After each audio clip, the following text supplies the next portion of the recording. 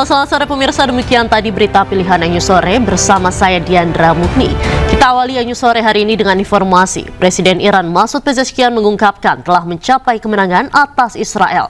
Pezeshkian menegaskan keteguhan dan perlawanan rakyat Iran menjadi alasan kemenangan yang dicapai atas Israel.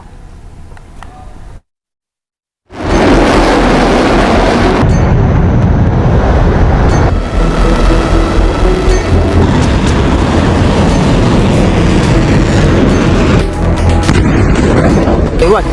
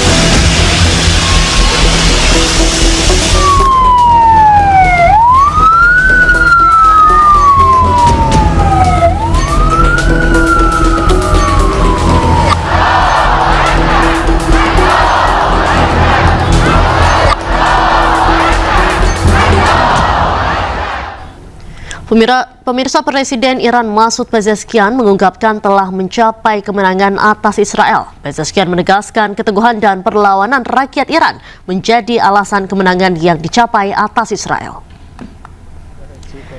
Hal ini diungkapkan Pezeshkian setelah Presiden Amerika Serikat Donald Trump mengatakan Iran dan Israel mencapai kesepakatan gencatan senjata. Pezeshkian mengungkapkan berkat perlawanan berani rakyat Iran, negaranya berhasil mengakhiri perang 12 hari dengan Israel. Selain perang Iran-Israel yang dimulai dari Jumat 13 Juni lalu, Iran juga diserang Amerika Serikat pada Minggu 22 Juni lalu. Sejumlah pejabat militer Iran dan warga sipil juga terbunuh dalam serangan rudal ke Iran. Kementerian Kesehatan Iran mengungkapkan Israel telah membunuh 606 warga Iran dan melukai 1.000 lebih warga lainnya dalam perang Iran-Israel selama 12 hari. Iran juga melakukan sejumlah serangan balasan ke Israel atas serangan negara Zionis tersebut. Kementerian Luar Negeri Israel mengatakan perang Iran-Israel selama 12 hari telah menewaskan 28 warga Israel dan melukai sekitar 3.000 orang. و بسیج و عزیزان ما در نیروهای نظامی امنیتی ارتش سپاه و بسیج و مردم داشتن به نظر من یک صفحه دیگری از رشادت ها و همدلی ها و همبستگی ها رو ایجاد کرد. مملکت ما کشور خیلی در رابطه با اینکه مردم در این روند اگه اونا حمله کردن بیاد بریزن بیرون و اعتراض کنند و اعتصاب کنند حساب کرده بود. خب تصور نمی‌کردن یه چنین اتفاقی نیفته. 12 روز اینا زدند. حالا ما هم زدیم. ولی مهمتر از همه اینا این بود که مردم همه یک صدا ایستادند، از ایران ما، از تمامیت ارضی ما و از کشور دفاع کردن، در صورتی که به هماهنگی این کاری که اسرائیل کرد، آمریکا کرد، نه رو باید بیدار بکنه که همه مردم ایرانند که میتونن ایران رو حفظ کنن، و یک گروه، یه دسته، یه جناح و یه حزب. اگر همین رو باور کنیم میتونیم بر اساس شایستگی، لیاقت. Kepala Badan Intelijen Israel Mossad David Barnea mengucapkan terima kasih kepada Badan Intelijen Pusat Amerika Serikat atau CIA atas bantuan dalam operasi gabungan selama perang 12 hari melawan Iran. Barnea secara terbuka memuji serangan tentara Israel IDF ke Iran. Serangan tersebut diklaim telah berhasil menetralkan ancaman Iran. Barnier juga memuji kerjasama Mossad dengan IDF dan dukungan Amerika Serikat. Rentetan serangan Israel terhadap Iran yang dimulai pada 13 Juni tidak hanya menargetkan fasilitas rudal dan nuklir Iran, namun juga menargetkan para tokoh militer senior dan ilmuwan nuklir terkemuka di Iran. Perang Iran dan Israel diakhiri dengan gencatan senjata yang berlaku mulai Selasa waktu setempat. להביע הערכה וגם הוקרה לשותף שלנו המרכזי, ה-CIA, על הפעילות המשותפת, על המבצעים שבאו לידי ביטוי, וגם לראש ה-CIA, שתמך במוסד בהבאת ההחלטות הנכונות, שבסופו של דבר אפשרו את המבצע הזה. אנחנו נמשיך לפקוח 7 עיניים על כל הפרויקטים שיש באיראן, שאותם אנחנו מכירים בצורה המעמיקה ביותר. אנחנו נהיה שם, כמו שהיינו שם. Pasca gencatan senjata Israel dan Iran, Bandara Ben Gurion di Tel Aviv kembali dipadati calon penumpang. Ratusan warga Israel kembali ke rumah mereka. Otoritas Bandara Israel mengumumkan Bandara Ben Gurion dan Haifa telah kembali beroperasi penuh setelah mencabut semua pembatasan penerbangan dan penumpang. Perang yang berlangsung hampir 2 minggu antara Israel dan Iran berakhir setelah Presiden Amerika Serikat Donald Trump mengumumkan gencatan senjata penuh dan menyeluruh antara kedua negara. Eskalasi dimulai pada hari Jumat 13 Juni ketika Israel melancarkan serangan terhadap fasilitas nuklir dan militer di Iran yang menewaskan para pemimpin dan ilmuwan terkemuka Iran. Iran menanggapi dengan operasi True Promise 3 dengan menembakkan rudal ke lokasi-lokasi Israel termasuk Tel Aviv.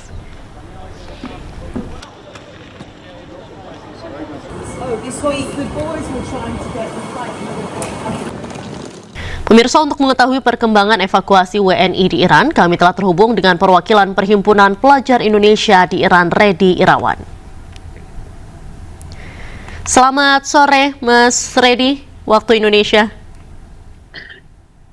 Ya, selamat sore, Mbak. Baik, Mas Redi, kapan Anda rencananya akan dievakuasi ke tanah air? Sebenarnya kita telah merencanakan tiket kita kemarin sore jam 5, namun dengan banyaknya orang-orang penumpang di Qatar, di Doha, sehingga di-cancel. Tetapi untuk itu kami kembali ke hotel yang mungkin secepatnya kita akan terus melihat perkembangan itu, apakah besok tanggal 26, 27, 28 atau mungkin 29 kita akan terbang ke Indonesia. Baik, jadwal berarti belum pasti untuk penerbangan pulang ke Indonesia, begitu ya Mas Redi?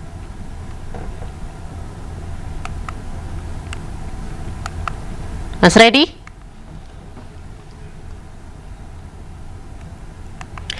Baik, pemirsa, nampaknya ada gangguan teknis hubungan komunikasi bersama dengan Redi Irawan, mahasiswa PPI di Iran, dan saat ini kita beralih ke informasi selanjutnya. Wakil Ketua DPR RI Sufmi Dasko Ahmad mengimbau warga negara Indonesia yang masih tertahan di wilayah konflik antara Iran dengan Israel untuk tetap tenang. Pemerintah terus mengupayakan evakuasi secara bertahap ke tanah air. Kepada warga negara Indonesia untuk tetap tenang, pemerintah terus berkomunikasi dan mengupdate keadaan WNI di Iran dan akan terus melakukan evakuasi secara bertahap. DPR dalam hal ini pimpinan DPR dan Komisi 1 akan terus berkomunikasi dengan pemerintah, memonitor keadaan dan meminta kepada Kementerian Luar Negeri, dalam hal ini juga Kedutaan Besar Iran, untuk mengupayakan adanya hotline agar komunikasi warga negara kita di Iran bisa terpantau dengan. Proses evakuasi warga negara Indonesia yang terdampak perang Iran-Israel melalui Baku, Azerbaijan masih terus berlangsung. Dijadwalkan 13 orang warga negara Indonesia yang dievakuasi dari Iran tiba di Indonesia hari ini. Hari ini direncanakan proses evakuasi WNI asal Iran gelombang ketiga tiba di Bandara Internasional Soekarno-Hatta. Total 13 WNI dari Iran yang dijadwalkan tiba terbagi dalam 2 kloter. Sebelumnya sudah tiba di Indonesia 60 WNI evakuasi Iran yang dipulangkan secara bertahap pada Selasa 24 Juni dan Rabu 25 Juni. Hingga saat ini terdata 97 WNI yang akan dievakuasi dari wilayah Iran dan sekitarnya dari 380 WNI yang terdata menetap di wilayah Iran dan sekitarnya.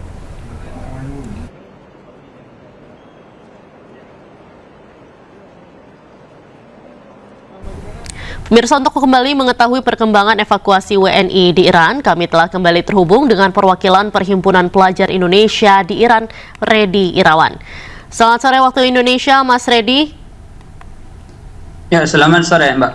Baik, Mas Redi, berarti dapat diartikan tadi jadwal belum pasti, mengingat saat ini juga kita lihat banyak penerbangan yang di-cancel. Apa ada skenario cadangan begitu yang disampaikan oleh Kementerian Luar Negeri kepada teman-teman WNI yang ada di sana? Sejauh ini belum ada, Mbak. Jadi kita masih diusahakan menunggu di hotel sekarang yang katanya kemungkinan besok tanggal 27, 28 atau mungkin 29 kita akan diterbangkan ke Indonesia. Dan kita juga tetap tenang menunggu di hotel sampai waktu terbang ke Indonesia. Baik, saat ini kan sedang ada gencatan senjata. Apakah Anda juga tetap akan kembali ke tanah air? Iya, dan memang sekarang Iran dan Israel telah gencatan senjata. Namun karena kami telah berkomitmen dan menandatangani untuk pulang ke Indonesia mengikuti KBRI, maka tidak ada alasan untuk kami membatalkan itu. Makanya komitmen kami ke negara kita Indonesia, makanya kami akan tetap pulang ke Indonesia mengikuti evakuasi apapun yang terjadi. Walaupun sekarang kita tahu udah gencatan senjata antara Iran dan Israel. Baik, Mas Redi, lantas bagaimana kondisi di Iran dari rekan-rekan Anda yang berada di sana pasca gencatan senjata? Mungkin ada informasi terkait kondisi di sana saat ini seperti apa?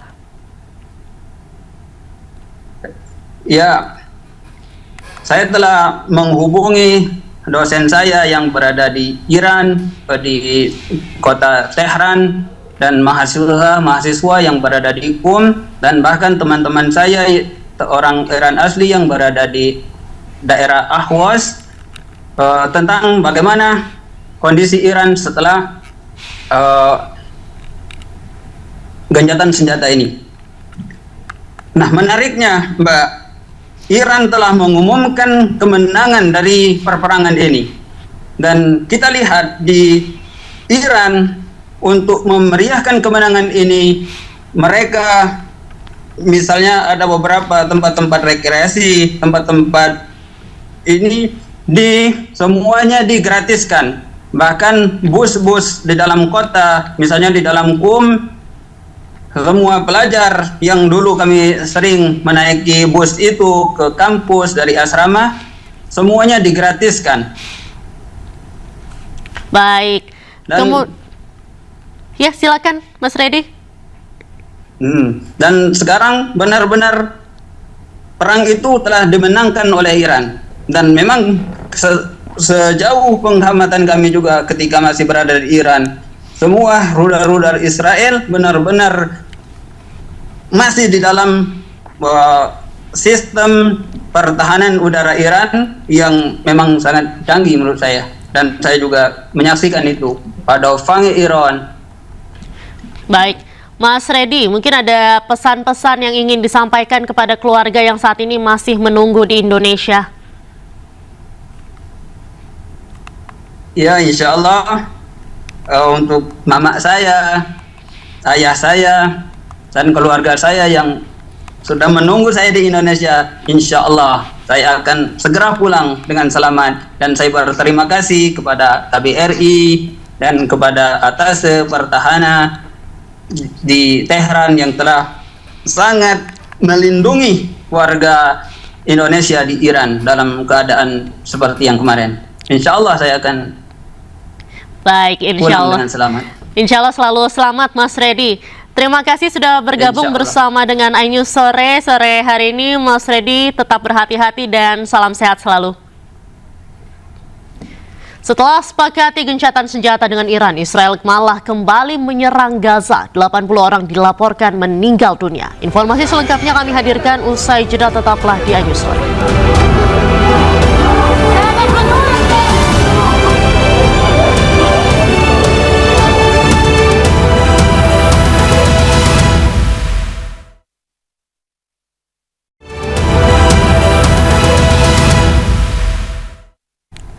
Anda kembali di iNews sore bersama saya Diandra Mukri. Pemirsa, tokoh militer Iran sekaligus penasihat utama Ali Khamenei, Ali Shadmani meninggal dunia. Ali Shadmani sebelumnya mengalami luka-luka akibat serangan Israel. Media pemerintah Iran mengatakan Ali Shadmani meninggal dunia hari ini waktu setempat. Ali dilaporkan meninggal setelah mengalami luka-luka akibat serangan Israel di Iran. Pusat Komando Garda Revolusi Iran pun bersumpah tidak akan tinggal diam dan akan membalas dendam atas pembunuhan tersebut. Sebelumnya, militer Israel mengatakan pada 17 Juni lalu bahwa Israel telah membunuh Shadmani yang mereka identifikasi sebagai kepala staf perang Iran dan komandan militer paling senior. Ali Shadmani sebelumnya sempat dilaporkan tewas pekan lalu akibat serangan rudal Israel di Tehran. Namun spekulasi itu dibantah langsung oleh Ali Shadmani.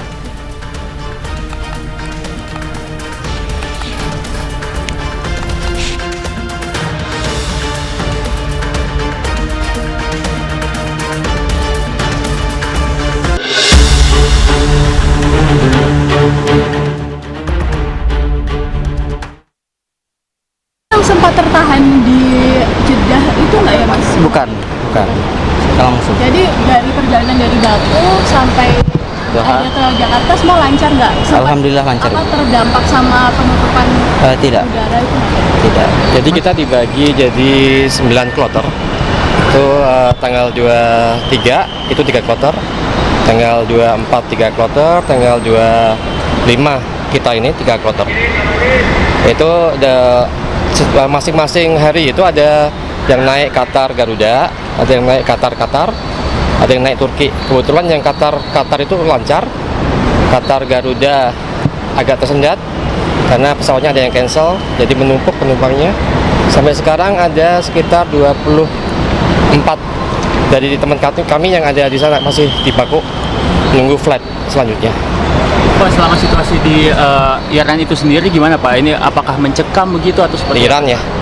Iran kebetulan kita di beda-beda daerah ya. Kalau di Teheran sendiri emang hampir tiap malam ada suara-suara ya ledakan-ledakan gitu. Cuman di daerah-daerah lain nggak ada. Kalau Bapak sama Mas sendiri dari Iran yang di bagian mananya? Saya sendiri dari Mashhad, aman. Jadi shopping mall segala macam masih biasa, masih nggak ada masalah. Terus kalau Mas di mana? Askari. Dari Teheran ya? Ya dari Teheran ada itu hampir tiap malam ada ledakan. Cuman udah 2 hari ini aman, udah nggak ada apa-apa lagi, damai. Kalau proses evakuasi dari Teheran ke Baku sendiri itu kemarin seperti apa sih Mas? Ya, kami disediakan fasilitas bis 4 unit dari Tehran menuju Azerbaijan perbatasan Astara. Lalu difasilitasi sekitar 3 bis dari Azerbaijan itu menuju kota Baku, Pak. berapa jam? Untuk dari Tehran ke Azerbaijan bisa ditempuh selama 20 jam kurang lebih. Iya. Karena perjalanannya 12 jam sebenarnya. Iya. Yang lamanya nunggu di perbatasannya, cross bordernya itu yang lama. Karena antrian banyak. Jadi ada yang dari Nigeria, ada yang dari Afrika, dari Cina. Jadi kita ngantri karena grup-grupan dan banyak banget orangnya. Kemudian kita tiba di tanah air ini seperti apa perasaannya dan apakah ada ucapan yang disampaikan kepada pemerintah akhirnya proses evakuasi juga? Sebenarnya kita sangat terima kasih sekali dengan tim-tim dari Republik Indonesia ini, dimulai dari KBRI, terus KBRI itu Iran dari Teheran, KBRI Baku, bahkan ada dari KBRI Moskow yang membantu datang ke Baku karena timnya kurang. Terus ada Kemenlu juga, kita lengkap, pokoknya paket lengkap. Terus ke fasilitasnya pun makan terjamin, kita pun tinggal di hotel yang lumayan enak. Jadi tadi yang seperti dibilang Mas Naki itu semuanya nggak ada rasa takut-takutnya lah. Cuman sama Bapak ini berapa orang, Pak? Kita cuma 6 orang aja. Hari ini rencana tuh kita kan gelombang ketiga. Itu terbagi yang naik Qatar maksudnya itu dari Baku ke Doha naik Qatar, Doha ke Jakartanya naik Qatar. Itu ada 6 orang. Terus ada juga yang naik Turki, kayak nggak salah 5 apa 6 orang juga. Terus yang dari Baku ke Dohanya naik Qatar dan Doha ke Jakartanya naik Garuda itu masih tersendat, masih stuck di sana. Itu sekitar ada 24 teman kita yang stuck di sana. Nunggu informasi penerbangan dari Qatar sendiri. Cuman udah dihandle sama Qatar, jadi hotelnya pun udah dihandle sama mereka, sama Qatar Airways. Oke, kalau Bapaknya sama Mas ini dari wilayah, maksudnya di Indonesia akan pulang kemana setelah ini, apakah di daerah? Kamu saya tanya Mbak. Ya kebetulan inilah juga saya bangga juga sebagai warga negara Indonesia karena jadi ternyata semua Pemprov itu menjemput kita. Jadi menanyakan kamu akan tinggal di mana, butuh transport, butuh tempat tinggal. Jadi seperti saya dari Jawa Tengah, Pemprov dari Jawa Tengah pun mengambil saya, terus mau planningnya mau tinggal di mana kayak gitu. Jadi kebetulan saya memang udah booking hotel di BSD, jadi saya tidak perlu, cuman katanya mau diantar ke hotel. Jadi full service gitu. Kegiatannya apa sih Pak? Dan ada rencana untuk kembali ke sana lagi nggak, Sun? Saya sendiri kerja sebagai aircraft maintenance. Kita ada sekitar mungkin 14 orang apa berapa 14 orangan. Cuman yang lagi kemarin ikut evakuasi itu ada 9 orang. Kerjanya kebanyakan memang di Teheran. Jadi kita kerja di airlines, beda-beda airlines gitu. Pak, ini respon keluarga ketika adanya serangan dari Israel ini seperti apa? Apakah panik atau boleh diceritakan, Pak? Karena berita yang menyebar di TV itu kan serem ya. Sementara kita yang di sana sebenarnya dibilang serem, dibilang enggak. Cuman aman, so far aman, nggak ada masalah. Terus kita jelaskan juga ke keluarga kalau di sini aman. Terus pas sudah sampai di Azerbaijan, Baku pun ternyata fasilitas yang diberikan sama negara itu bagus gitu loh. Jadi kita nggak merasa nggak ada menderita-menderitanya gitu. Tadi komunikasi sempat terputus karena Pak itu di Iran ya. Komunikasi dengan keluarga itu jadi kita sebelum benar-benar terputus, kita bilang ke keluarga bahwa ini WhatsApp ini terputus, internet putus sambung. Jadi mereka akan kita kasih tahu ada saatnya nanti akan full terputus gitu. Itu aja sih. Bandara Doha ini masih belum aman atau seperti apa? Enggak, zona bandara udah aman. Intinya hari ini kita udah lancar, normal. Hari ini udah normal banget. Kemarin karena ada penumpukan penumpang, karena ada beberapa pesawat yang cancel, makanya ada penumpukan penumpang. Kalau hari ini aman, normal. Jadi Bapak nggak di reschedule penerbangan di awalnya? Kita enggak, kita masih sesuai dengan schedule awal. Udah, gitu aja ya. Terima kasih.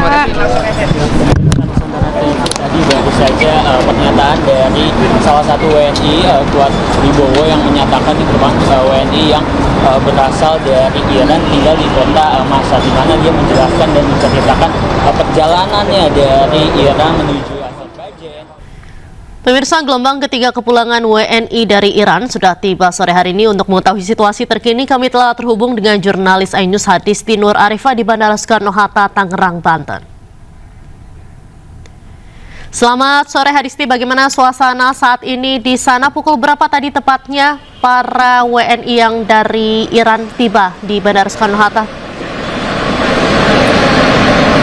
Ya, baik, selamat sore Diandra dan juga pemirsa. Baru saja warga negara Indonesia yang dievakuasi dari Iran pada tahap ketiga hari ini tiba di Bandara Internasional Soekarno-Hatta. Mereka baru saja keluar melewati pintu internasional Terminal 3, di mana kalau jadwal kedatangan tadi sekiranya mereka tiba pukul 15.35 waktu Indonesia Barat, dan tadi setibanya mereka mengikuti sejumlah pemeriksaan dasar seperti imigrasi, kemudian juga pemeriksaan kesehatan hingga pendaftaran pendaftaran IMEI untuk registrasi ponsel mereka di Indonesia ini.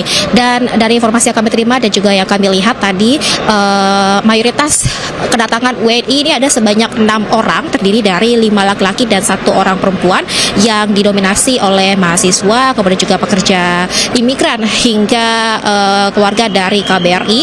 Dan mereka juga tersebar ini asalnya dari sejumlah daerah, baik dari Banten, Kepulauan Riau, dan tersebar di Jawa Barat. Dan tadi kedatangan mereka disambut juga oleh dari pemerintah daerah mereka setempat dan juga didampingi oleh pihak Kemenlu yang bersama-sama mendampingi proses tahapan-tahapan yang mereka lakukan setibanya mereka di Bandara Soekarno-Hatta. Dan kemudian juga selanjutnya hari ini memang dijadwalkan ada 2 kloter kedatangan WNI evakuasi Iran ini. Tadi sudah tiba yang pertama 6 orang, kemudian selanjutnya akan ada 7 orang yang dijadwalkan tiba pukul 17.30 waktu Indonesia Barat ini menggunakan juga Turkish Airlines. Namun seperti yang tahap pertama tadi, di mana mereka juga akan mengikuti sejumlah prosedur pemeriksaan imigrasi, cek kesehatan, dan juga pendaftaran IMEI untuk registrasi ponsel. Dan kemudian juga mereka ini setibanya langsung bersama dengan pemerintah daerah mereka untuk menuju ke tempat asal mereka masing-masing. Dan kemudian juga evakuasi WNI asal Iran ini dilakukan secara bertahap, mengingat memang proses perjalanan mereka dari Iran menuju ke Indonesia ini cukup panjang, di mana mereka diberangkatkan dari Iran menuju ke Baku, Azerbaijan, yang melalui jalur darat selama kurang lebih 16 jam, kemudian transit di Doha dan juga Istanbul, barulah mereka akan diterbangkan ke Bandara Internasional Soekarno-Hatta ini. Dan dari informasi juga sebelumnya sudah ada sebanyak 60 WNI asal Iran ini yang dipulangkan pada 2 hari berturut-turut kemarin, yakni sebanyak 11 orang pertama pada hari Selasa lalu juga 49 pada Rabu kemarin, dan hari ini dijadwalkan ada 13 orang yang tadi juga sudah keluar sebanyak 6 orang, kemudian nanti pukul 5:30 sekitar 7 orang juga. Kemudian juga sisanya ini akan dijadwalkan datang esok, hingga operasi ini akan terus berlangsung pada Minggu 29 Juni mendatang. Memang ada sejumlah kedatangan ini yang di-cancel, baik itu dari hari kemarin maupun juga hari ini, yang mana kalau hari ini sebetulnya ada 3 kedatangan, namun yang terkonfirmasi hanya ada 2 kloter, karena 1 kloter ini terpaksa batal, yang mana kalau Kemenlu menyebutkan bahwa penyebab batalnya ini adalah kesalahan dalam jadwal penerbangan, begitupun juga kendala teknis, sehingga nantinya akan di-reschedule atau dijadwalkan ulang hingga hari Minggu 29 Juni mendatang. Sementara demikian, Diandra. Baik, terima kasih Hadisti atas laporan Anda langsung dari Bandara Internasional Soekarno-Hatta, Tangerang, Banten. Selamat kembali bertugas. Setelah sepakati gencatan senjata dengan Iran, Israel malah kembali menyerang Gaza. 80 orang dilaporkan meninggal dunia.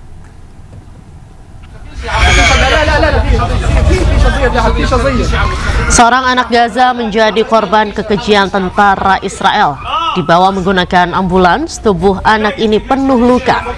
Israel menyerang rumah milik keluarga Haji Mutlak yang penuh dengan penghuni. Dalam 24 jam terakhir, Israel kembali meluncurkan serangan ke Gaza yang mengakibatkan 80 orang tewas dan ratusan orang terluka.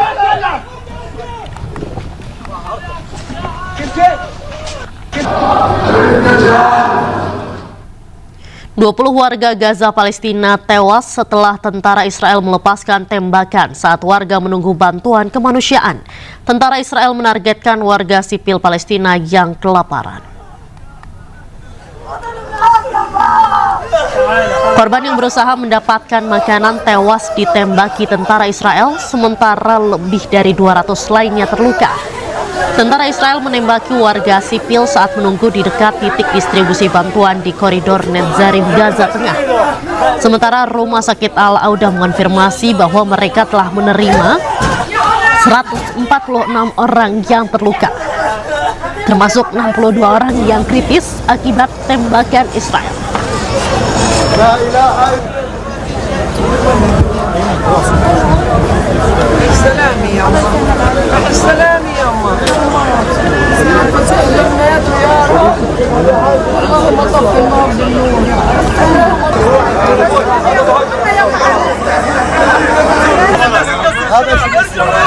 Selama 12 hari terakhir, Sudah 870 warga Gaza tewas akibat kekejaman Israel.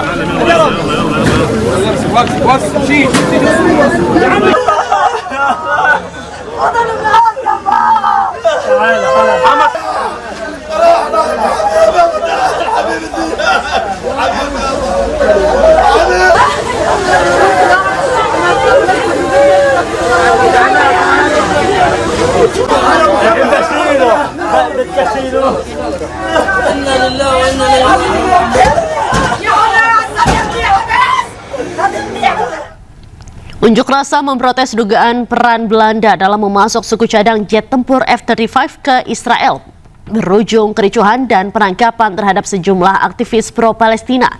Protes terjadi saat KTT NATO tengah berlangsung di Belanda.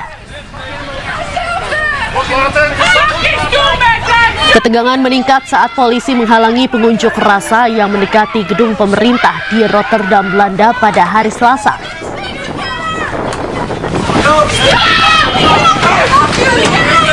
Ketegangan berujung kericuhan dan penangkapan terhadap sejumlah aktivis pro-Palestina. Para aktivis mengecam pemerintah karena menghindari putusan pengadilan banding yang memerintahkan penghentian ekspor langsung F-35 Belanda ke Israel. Menurut demonstran, rantai pasokan komponen F-35 tersebut mencakup pemberhentian di Rotterdam sebelum suku cadang dirakit di Amerika Serikat dan dikirim ke Israel, sehingga secara tidak langsung dianggap membantu persenjataan Israel.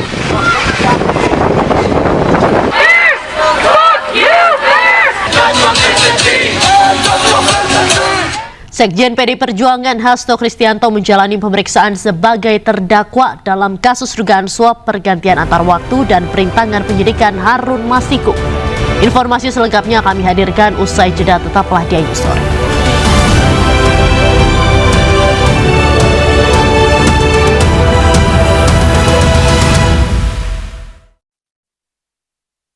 Masih bersama kami di Anju Sore, saya Herjuno Syaputra. Pemirsa, Presiden Iran Masoud Pezeshkian mengungkapkan telah mencapai kemenangan atas Israel. Pezeshkian menegaskan keteguhan dan perlawanan rakyat Iran menjadi alasan kemenangan yang dicapai atas Israel. Hal ini diungkapkan Pezeshkian setelah Presiden Amerika Serikat Donald Trump mengatakan Iran dan Israel mencapai kesepakatan gencatan senjata. Pezeshkian mengungkapkan berkat perlawanan berani rakyat Iran, negaranya berhasil mengakhiri perang 12 hari dengan Israel. Selain perang Iran-Israel yang dimulai Jumat 13 Juni lalu dan juga diserang Amerika Serikat pada Minggu 22 Juni lalu, sejumlah pejabat militer Iran dan warga sipil juga terbunuh dalam serangan rudal ke Iran. Kementerian Kesehatan Iran mengungkapkan Israel telah membunuh 606 warga Iran dan melukai 1.000 lebih warga lainnya dalam perang Iran-Israel selama 12 hari. Iran juga melakukan sejumlah serangan balasan ke Israel atas serangan negara Zionis tersebut. Kementerian Luar Negeri Israel mengatakan perang Iran-Israel selama 12 hari telah menewaskan 28 warga Israel dan melukai sekitar 3.000 orang. حالا که عزیزان ما در نیروهای نظامی، امنیتی، ارتش، سپاه و بسیج و مردم داشتن، به نظر من یک صفحه دیگری از رشادت ها و همدلی ها و همبستگی ها رو ایجاد کرد. مملکت ما کشور خیلی در رابطه با اینکه مردم در این روند اگه اونا حمله کردن بیاد بریزن بیرون و اعتراض کنند و اعتصاب کنند حساب کرده بود. اصلا تصور نمی‌کردن یه چنین اتفاقی نیفته. 12 روز اینا زدند. حالا ما هم زدیم. ولی مهمتر از همه اینا این بود که مردم همه یک صدا ایستادند، از ایران ما، از تمامیت ارضی ما و از کشور دفاع کردن، در صورتی که به هماهنگ کاری که اسرائیل کرد، آمریکا کرد، نه رو باید بیدار بکنه که همه مردم ایرانند که میتونن ایران رو حفظ کنن و یک گروه، یه دسته و یه جناح و یه حزب. اگر همین رو باور کنیم میتونیم بر اساس شایستگی، لیاقت، توانمندی آدما رو اجازه بدیم بیان بالا. Tokoh militer Iran sekaligus penasihat utama Ali Khamenei dan juga Ali Samdani meninggal dunia. Ali Samdani sebelumnya mengalami luka-luka akibat serangan Israel.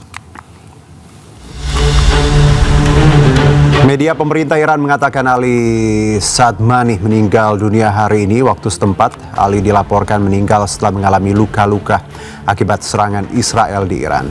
Pusat Komando Garda Revolusi pun bersumpah tidak akan tinggal diam dan akan membalas dendam atas pembunuhan tersebut. Sebelumnya militer Israel mengatakan 17 Juni bahwa Israel telah membunuh Sadmani yang mereka identifikasi sebagai kepala staf perang Iran dan komandan militer paling senior. Ali Sadmani sebelumnya sempat dilaporkan tewas pekan lalu akibat serangan rudal Israel di Teheran. Namun spekulasi itu dibantah langsung oleh Ali Sadmani.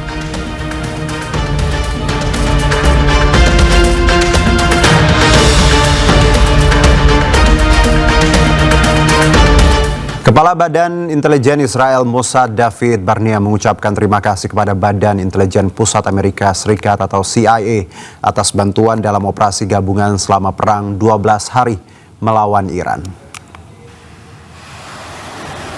Barnea secara terbuka memuji serangan tentara Israel IDF ke Iran. Serangan tersebut diklaim telah berhasil menetralkan ancaman Iran. Barnea juga memuji kerjasama Mossad dengan IDF dan dukungan Amerika Serikat. Rentetan serangan Israel terhadap Iran yang dimulai pada 13 Juni tidak hanya menargetkan fasilitas rudal dan nuklir Iran, namun juga menargetkan para tokoh militer senior dan ilmuwan nuklir terkemuka di Iran. Perang Iran-Israel diakhiri dengan gencatan senjata yang berlaku mulai Selasa waktu setempat.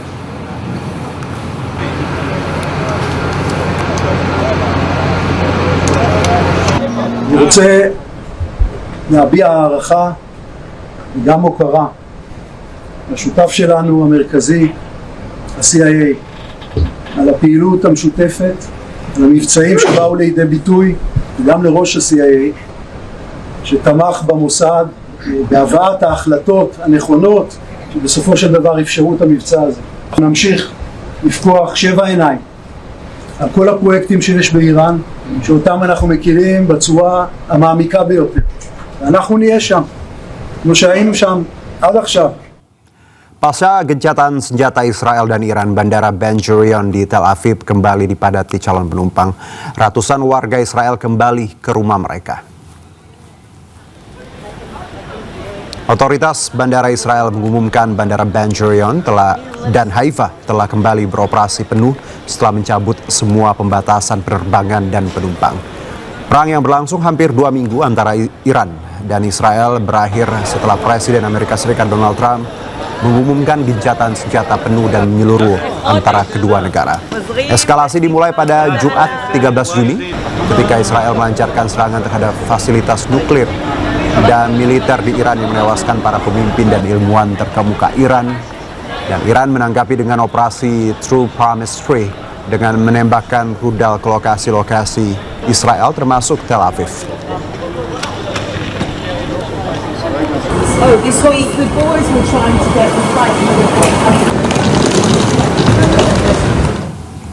Ya, pemirsa, usai 12 hari perang melawan Iran, ekonomi Israel runtuh. Hal ini disebabkan biaya perang mencapai miliaran dolar Amerika Serikat.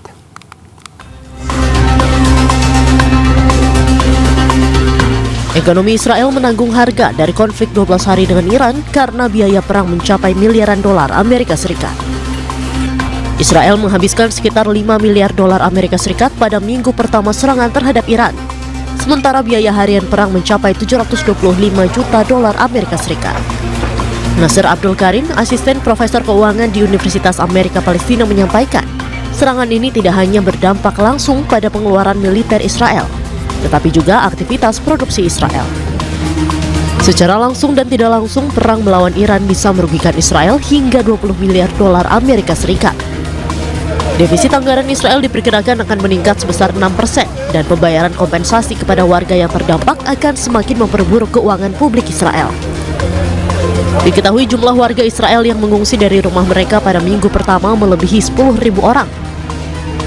Kemudian sekitar 36.465 orang mengajukan kompensasi menurut otoritas pajak Israel. Para ahli pun mengingatkan bahwa tingkat pertumbuhan Israel dapat melambat, tingkat pengangguran dan kemiskinan dapat meningkat jika konflik terus berlanjut. Proses evakuasi warga negara Indonesia yang terdampak perang Iran-Israel melalui Baku, Azerbaijan masih terus berlangsung. Dijadwalkan 13 orang warga negara Indonesia yang dievakuasi dari Iran tiba di Indonesia hari ini. Pemirsa, hari ini direncanakan proses evakuasi WNI asal Iran gelombang ketiga tiba di Bandara Internasional Soekarno-Hatta. Total 13 WNI dari Iran yang dijadwalkan tiba terbagi menjadi 2 kloter. Sebelumnya sudah tiba di Indonesia 60 WNI. Evakuasi Iran yang dipulangkan secara bertahap pada Selasa 24 Juni dan Rabu 25 Juni. Dan hingga saat ini terdata 97 WNI yang akan dievakuasi dari wilayah Iran dan sekitarnya dari 380 WNI yang terdata menetap di wilayah Iran dan sekitarnya.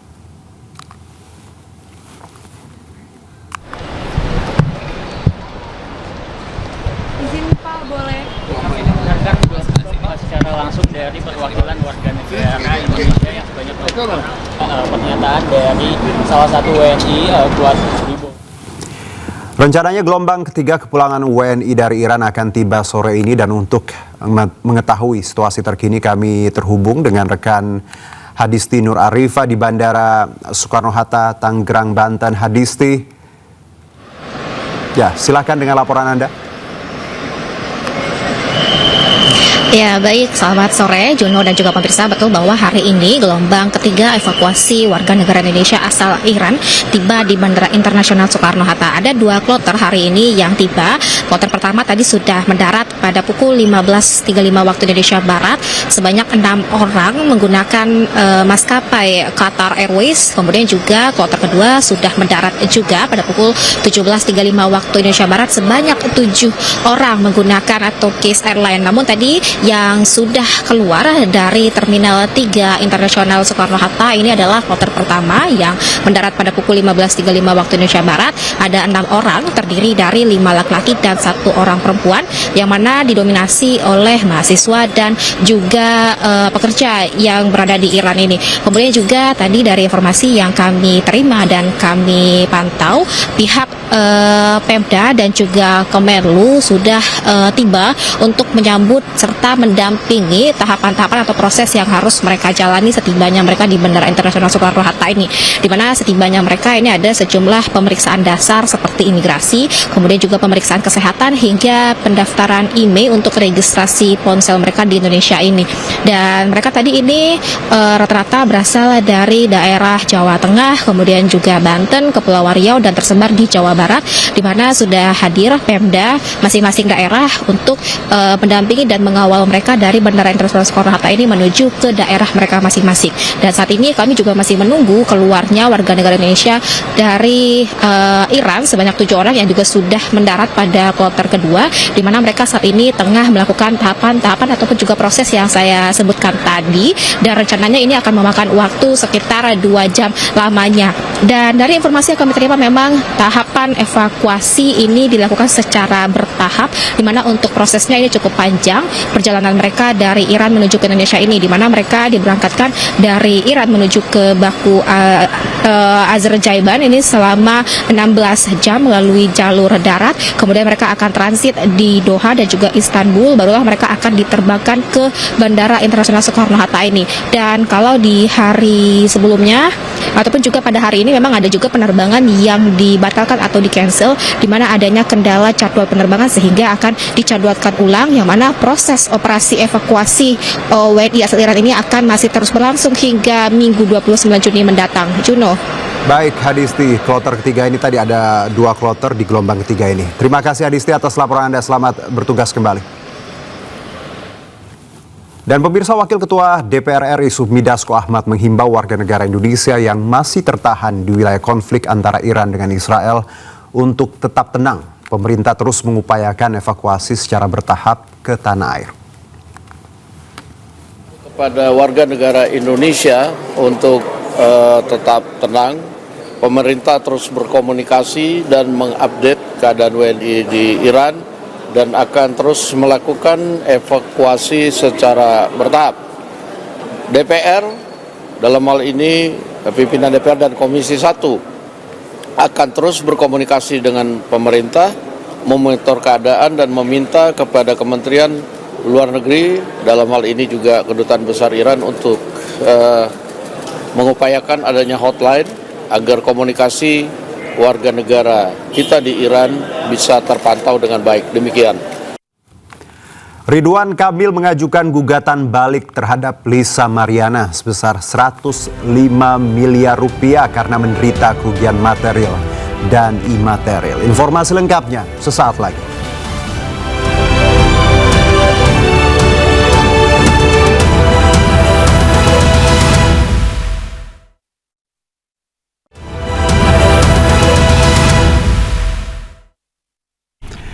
Kembali bersama kami, pemirsa, drama perseteruan antara Ridwan Kamil dan Lisa Mariana terus berlanjut. Ridwan Kamil mengajukan gugatan balik terhadap Lisa Mariana sebesar 105 miliar rupiah karena menderita kerugian material dan imaterial.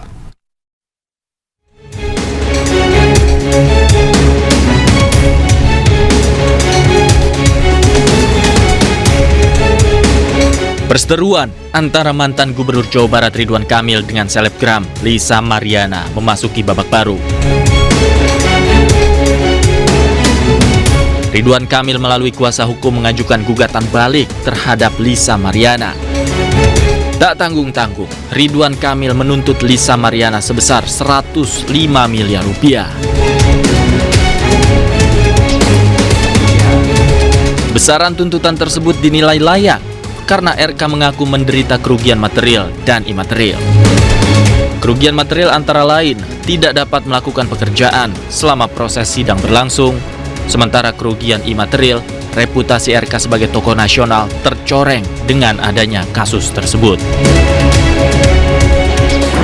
Terdegradasinya reputasi yang baik, nilai ketokohan dari Pak Ridwan Kamil. Kita kan tahu bahwa Pak Ridwan Kamil adalah tokoh daerah bahkan nasional yang selama ini menjadi penentang. Nah, itu terdegradasi, bahkan hilang, bahkan hancur.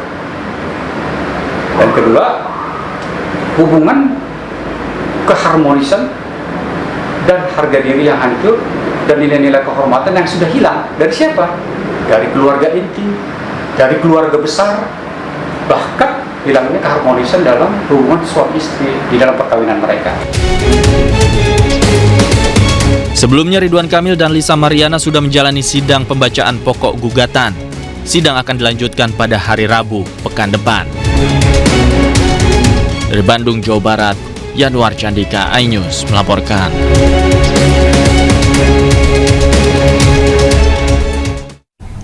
Ya, sebelumnya pemirsa, santer kasus dugaan perselingkuhan yang menjerat mantan Gubernur Jawa Barat Ridwan Kamil dengan model majalah dewasa Lisa Mariana, usai Lisa mengaku memiliki anak dari Ridwan Kamil. Pasangan Lisa Mariana membantah bahwa anak Lisa adalah anak RK.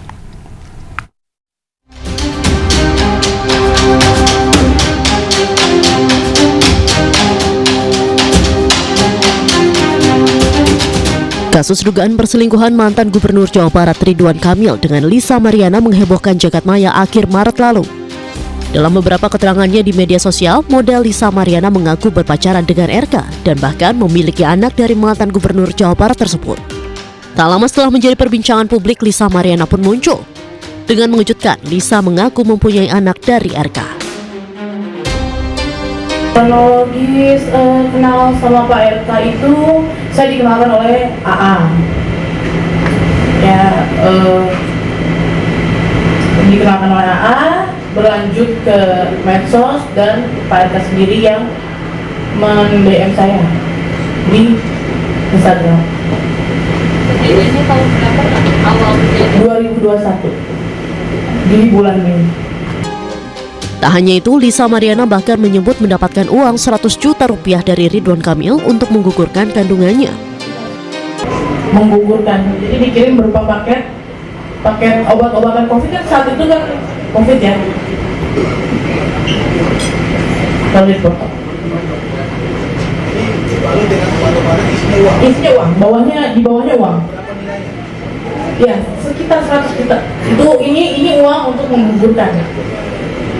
Yang saya nggak menggugurkan kandungan saya, dan saya pakai untuk bertahan karena saya nggak berani pulang kalau itu kan. Jadi saya sewa apartemen di daerah Jakarta. Sementara pengacara Ridwan Kamil Muslim Jaya butar-butar membantah tuduhan Lisa Mariana. Enggak, itu bohong, tidak ada. Karena mekanisme kan jelas, kan begitu. Jadi sekali lagi, kami kan sudah sampaikan tadi bahwa proses tes DNA seyogianya, ingat sekali lagi, seyogianya itu melalui proses pengadilan, karena itu melalui proses implikasi. Jadi bagian dari proses hukum yang akan dilakukan. Namun sekali lagi tentunya kesepakatan kedua belah pihak, ya kalau memang tanpa melalui pengadilan sih oke saja Pak. Hari ini saya bilang tadi Pak RK siap untuk melakukan tes DNA. Sepekan setelah Lisa Mariana muncul ke publik, muncul pria bernama Revelino Tuase yang mengaku sebagai ayah biologis anak Lisa. Melalui kuasa hukumnya El Manik, Revelino membantah anak Lisa Mariana yang berinisial CA adalah anak Ridwan Kamil. Meski ada pengakuan Revelino Tuase, Lisa Mariana tetap melayangkan gugatannya kepada Ridwan Kamil, salah satunya meminta tes DNA. Tim Liputan iNews melaporkan. Kita ke informasi berikutnya, pemirsa. Sekjen PDI Perjuangan Hasto Kristianto menjalani pemeriksaan sebagai terdakwa dalam kasus dugaan suap pergantian antar waktu dan perintangan penyidikan Harun Masiku. Sidang digelar di Pengadilan Negeri Tipikor, Jakarta.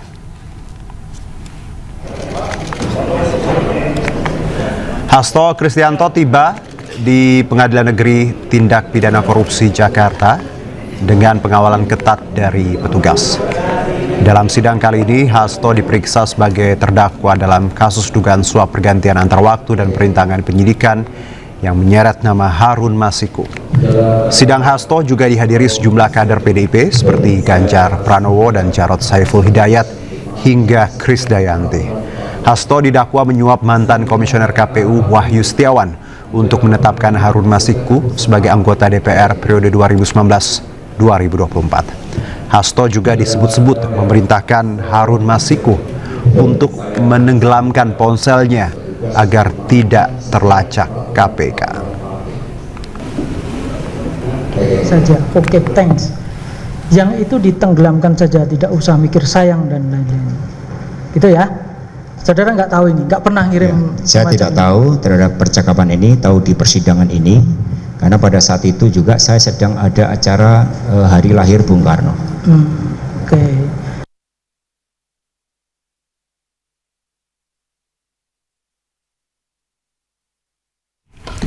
Pemirsa, otopsi rencananya akan dilakukan pada jasad Juliana Marins, pendaki asal Brazil yang tewas di Gunung Rinjani. Permintaan otopsi datang dari pihak keluarga untuk mengetahui penyebab kematian Juliana.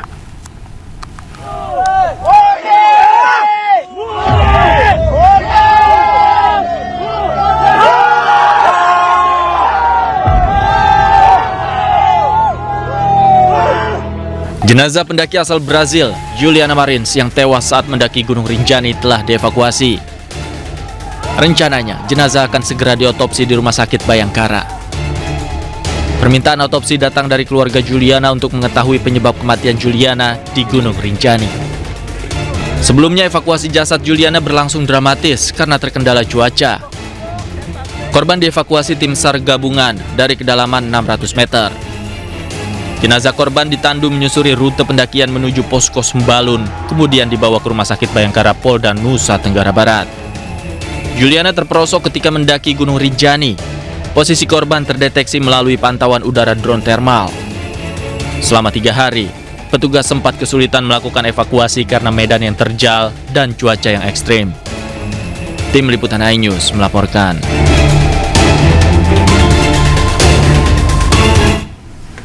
Pemirsa, Juliana Marins, pendaki asal Brazil yang tewas jatuh di Gunung Rinjani berusia 26 tahun dan lahir di kota Rio de Janeiro, namun menetap di kota Niterói yang masuk wilayah metropolitan Rio de Janeiro. Now we are in camp base, yeah. And the view is Juliana bekerja di sektor kehumasan sebagai publicist.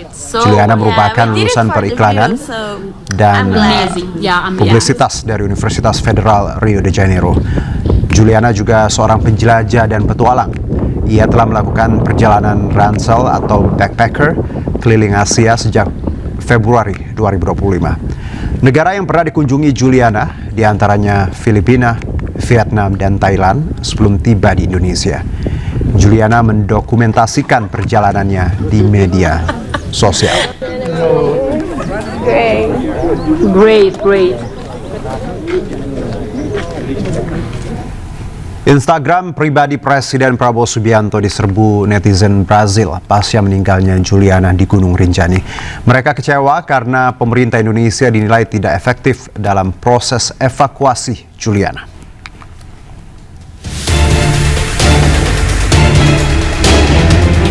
Sejumlah netizen dari Brazil meluapkan kekecewaannya ke Presiden Prabowo Subianto.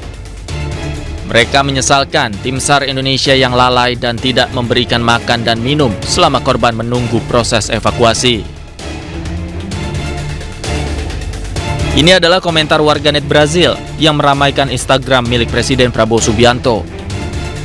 Mereka menyoroti sikap pemerintah yang dianggap mengabaikan prioritas penyelamatan dan membiarkan korban tak berdaya tanpa diberikan bantuan air dan makanan.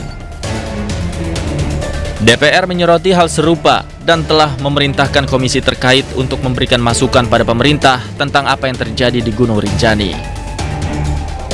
Ya, tadi kami sudah sampaikan kepada komisi terkait untuk juga melakukan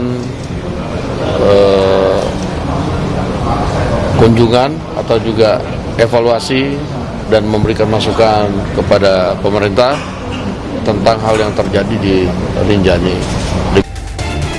Selain Instagram Prabowo Subianto, warganet Brazil juga mengungkapkan kekecewaannya di laman sosial media X kepada tim SAR Indonesia. Mereka menanggapi tim SAR Indonesia tidak efektif dalam upaya penyelamatan kepada Juliana. Tim Liputan iNews melaporkan.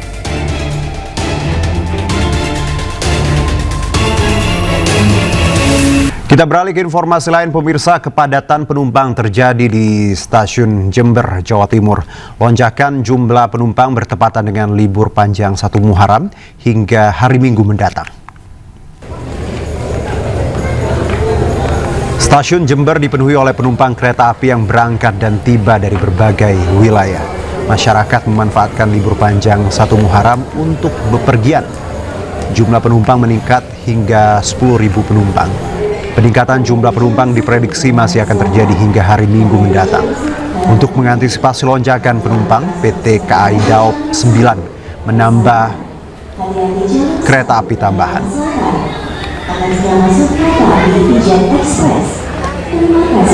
Pekan ini PT KAI Daop 9 Jember akan mengoperasikan 26 perjalanan kereta api, di mana terdapat 2 perjalanan kereta api tambahan, yaitu KA Mutiara Timur relasi Ketapang Surabaya Gubeng BP.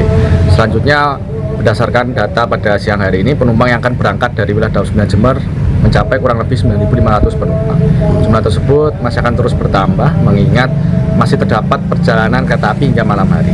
Untuk prediksi rata-rata penumpang yang akan berangkat dari wilayah Daop 9 Jember selama libur panjang pada akhir pekan ini mencapai kurang lebih 10.000 penumpang.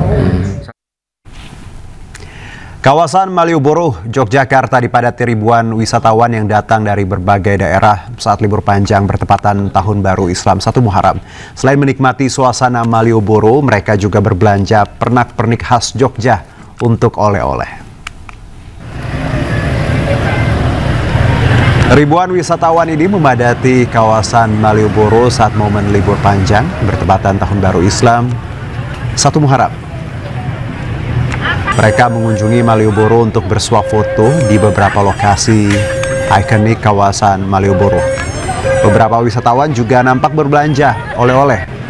Peningkatan jumlah wisatawan ini diprediksi akan terus bertambah hingga akhir pekan nanti.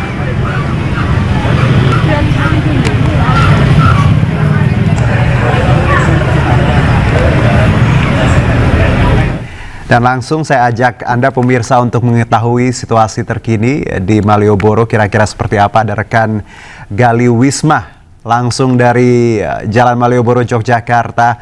Selamat malam Galuh, silakan dengan laporan Anda. Ya, selamat malam Juno. Jelang libur panjang peringatan 1 Muharram di kawasan Malioboro.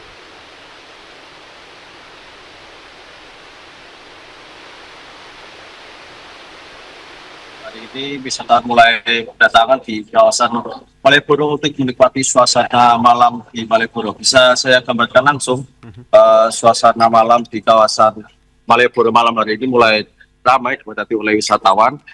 Untuk malam hari ini kawasan di Jalan Malioboro ini bebas kendaraan sejak pukul 6 sore hari tadi setelah ditutup bebas kendaraan oleh petugas Dishub ataupun petugas kepolisian, sehingga di sepanjang Jalan Malioboro ini hanya bisa dilalui oleh kendaraan tradisional seperti andong maupun skuter atau sepeda seperti itu. Dan beberapa spot menarik atau yang paling ramai dikunjungi para wisatawan adalah di bagian ujung Malioboro, yaitu di tulisan landmark Malioboro. Di sini para wisatawan banyak sekali bersuah foto dengan keluarga maupun dengan pasangannya atau bersama-sama teman lainnya.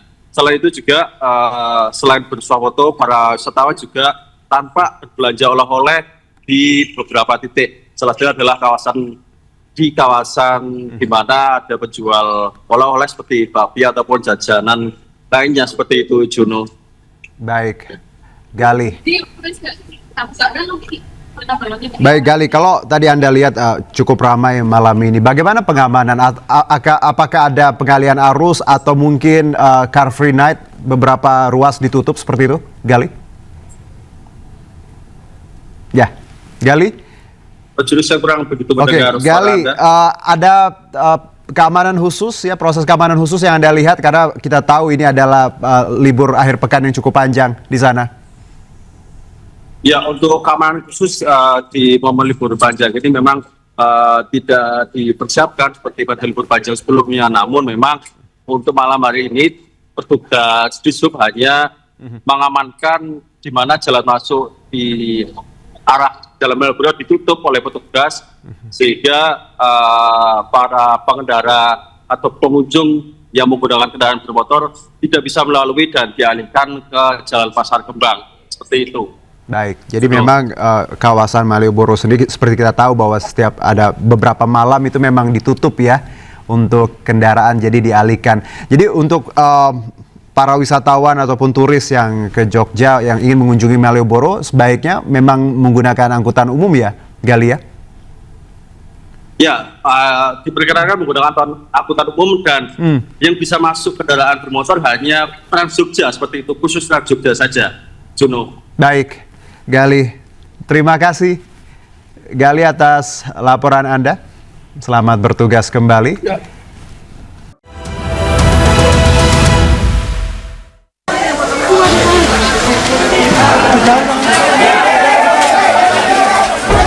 Kebakaran hebat melanda kawasan pemukiman padat penduduk di Kuitang, Senen, Jakarta Pusat Kamis siang tadi. Kebakaran yang diduga berasal dari kebocoran tabung gas LPG di salah satu rumah membuat warga sekitar panik. Seorang polisi mengalami luka bakar serius saat mengamankan unjuk rasa mahasiswa yang berujung ricuh di depan gedung Kemenpora. Polisi menetapkan 6 tersangka dengan jeratan pasal berlapis.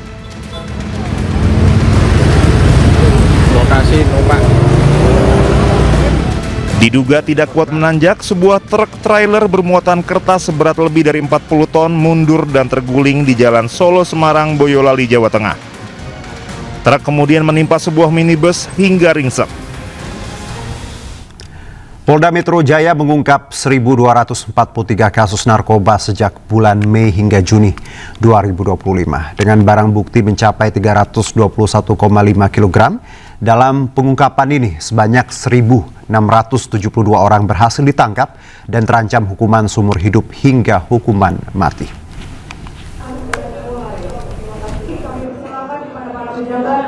Selama kurun waktu Mei hingga Juni 2025, Direktorat Reserse Narkoba bersama Satuan Reserse Narkoba Polres jajaran Polda Metro Jaya berhasil mengungkap sebanyak 1.243 kasus tindak pidana narkoba. Dalam temuan ini, Polda Metro Jaya juga merilis para tersangka dengan total mencapai 1.672 orang dan terancam hukuman pidana seumur hidup hingga hukuman mati. Kendati demikian, 60% dari jumlah itu dilakukan rehabilitasi. Atas keberhasilan pengungkapan ini, Polda Metro Jaya telah menyelamatkan sebanyak 767.279 jiwa dari bahaya narkoba. Secara nominal, nilai ekonomis barang bukti yang berhasil diamankan diperkirakan mencapai 53,51 miliar rupiah. Kami sampaikan barang bukti yang kami sita sebanyak 321,5 kg. Ya, sekali lagi 321,5 kg dengan rincian ganja sebanyak 179,19 kg, kemudian sabu 33,15 kg, ekstasi 16.793 butir, tembakau sintetis 4,52 kg, obat-obat berbahaya 166.327 butir, kemudian ada liquid THC 2.360 ml, kemudian ketamin yang merupakan prekursor dari narkoba 2,87 kg, kemudian ada serbuk bibit sinte yang dikenal dengan zat MDMB VN Pinaka 7,86 kg, kokain 1,48 gram dan heroin 1,56 kg. Barang bukti berbagai jenis narkoba dengan total 321,5 kg itu kemudian langsung dimusnahkan. Dari Jakarta, Indra Setiabudi, Novan Dwi Kusuma, iNews melaporkan. Pemirsa, Ketua MPR RI Ahmad Muzani mengaku belum mendapat informasi dari Sekretariat Jenderal MPR RI perihal surat usulan pemakzulan Gibran Rakabuming Raka yang dilayangkan oleh Forum Purnawirawan TNI.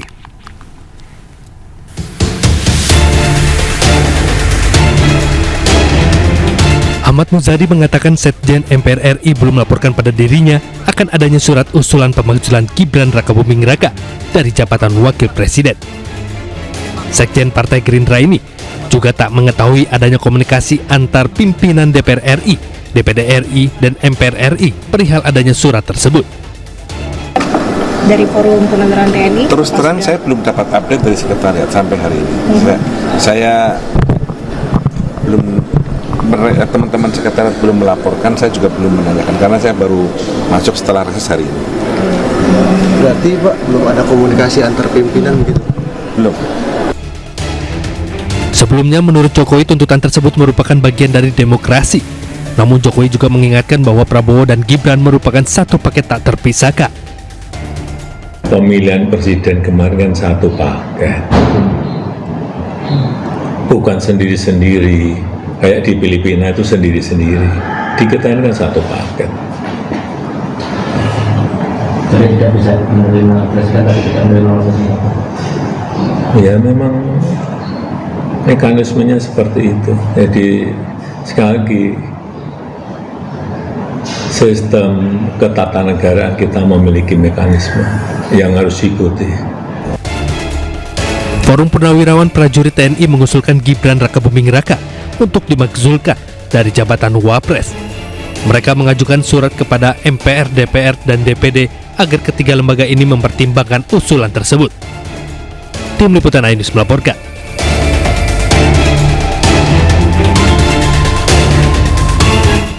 Pemirsa, PT Media Nusantara Citra Tbk atau MNCN dalam rapat umum pemegang saham tahunan 2024 mengumumkan revenue yang diterima sebesar 7,95 triliun sepanjang tahun 2024. Selain itu, RUPST juga memutuskan untuk tidak membagi dividen dan fokus perkuat modal dan ekspansi digital.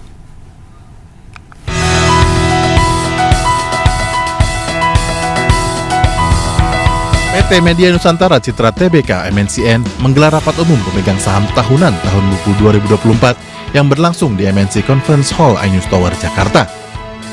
Dalam rapat tersebut, MNCN mengumumkan revenue yang diterima sebesar 7,95 triliun sepanjang tahun 2024, naik 2% dibanding tahun 2023 yang sebesar 7,78 triliun rupiah. Kenaikan pendapatan tersebut merupakan kontribusi utama dari konten digital yang dimiliki MNCN yang naik 4%, serta segmen konten dan IP yang melesat sebesar 38% dari 1,28 triliun menjadi 1,76 triliun. Dan terdapat kenaikan pendapatan berlangganan di layanan digital RCTI Plus dan Visin Plus juga melonjak sebesar 44%. Selain itu, RUPST menyepakati tidak ada pembagian dividen untuk para pemegang saham.